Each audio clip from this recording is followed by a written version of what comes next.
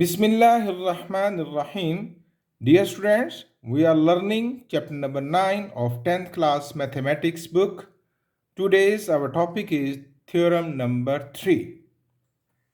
The statement is perpendicular from the center of a circle on a chord bisect it.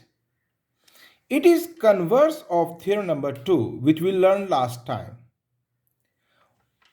What is converse of a theorem?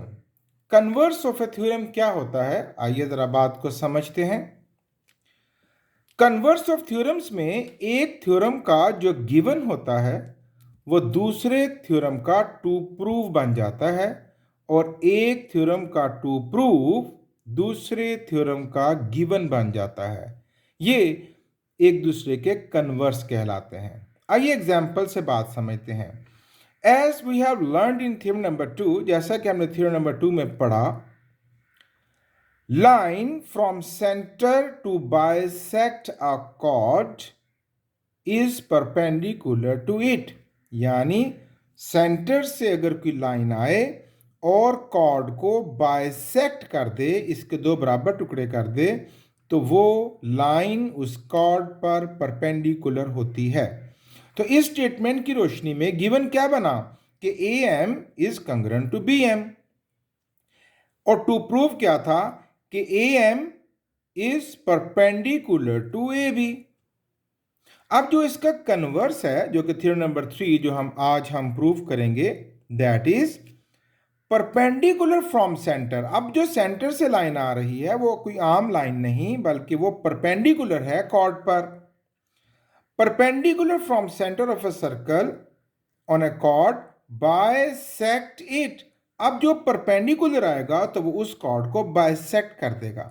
यानी अब हमने ये साबित करना है कि इस कॉर्ड के दो बराबर टुकड़े हो चुके हैं, यानी A M is congruent to B M, और गिवन क्या है, O M is perpendicular to A B, यानी यहां बनने वाला एंगल 90 डिग्री का है।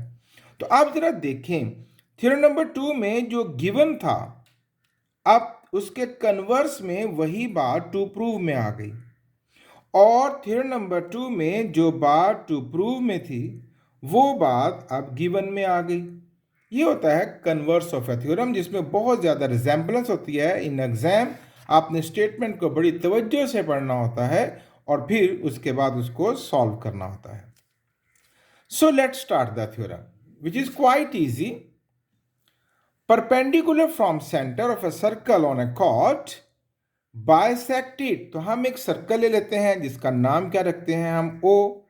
ओके, एक कॉर्ड ले लेते हैं, उसका नाम रख लेते हैं हम A B.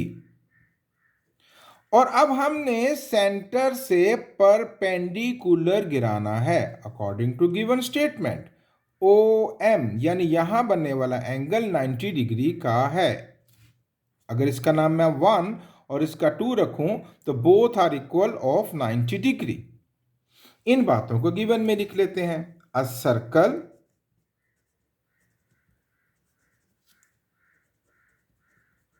with center O in which OM is perpendicular to chord AB, है ना। OM is perpendicular to chord AB। अब टू प्रूव क्या है, अच्छा यहां पर मजीद अगर आप लिख लें, that means measure angle 1 is equal to measure angle 2 is equal to 90 degree, तो ये बड़ा अच्छा रहेगा क्योंकि परपेंडिकुलर हमेशा 90 डिग्री के एंगल पर होता है।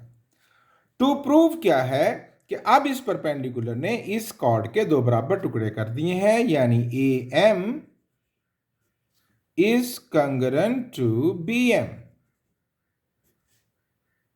Okay, quite easy. And no construction, join O to A and O to B। ये दो ट्राइंगल्स बन जाएंगी ना, OMA एंड OMB। जॉइन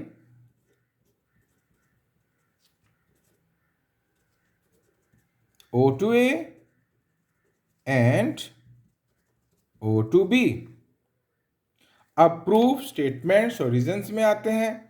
तो ये जो दो ट्राइंगल्स बनी है इनमें कॉरेस्पॉन्डेंस करवा देते हैं। इन कॉरेस्पॉन्डेंस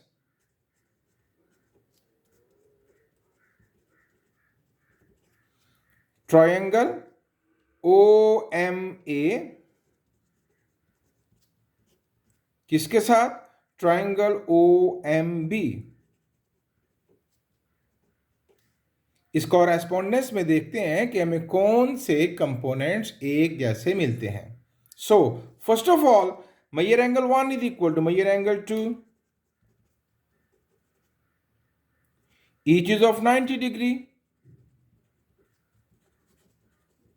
गिवन कि आप ही ने तो बतलाया था कि ये परपेंडिकुलर है। Number 2, OA is congruent to OB।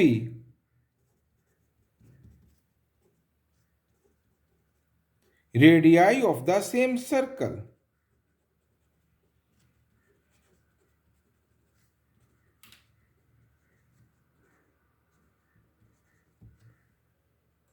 And the third one is OM is congruent to OM. Common, बहुत सी बातें थ्योरम नंबर 2 से मैच करती हैं।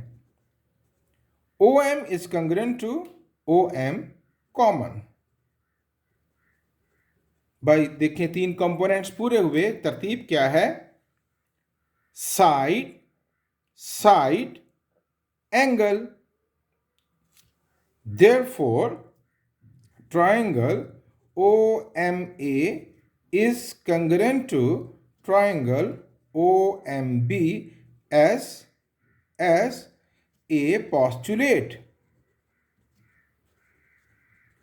अब यहां चूंकि ये राइट एंगल ट्रायंगल्स थी तो हम एक और पॉस्टुलेट भी यूज कर सकते हैं।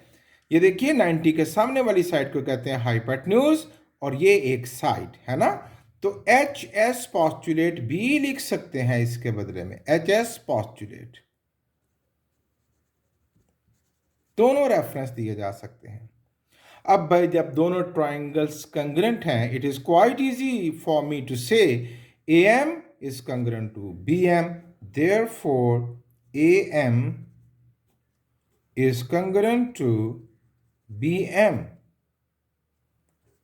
corresponding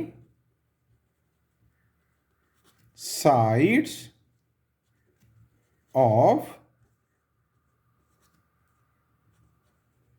congruent triangles। ये था बच्चों आज का थ्योरम जिसको हमने साबित करना था। उम्मीद करता हूँ आपको अच्छी समझ आई होगी।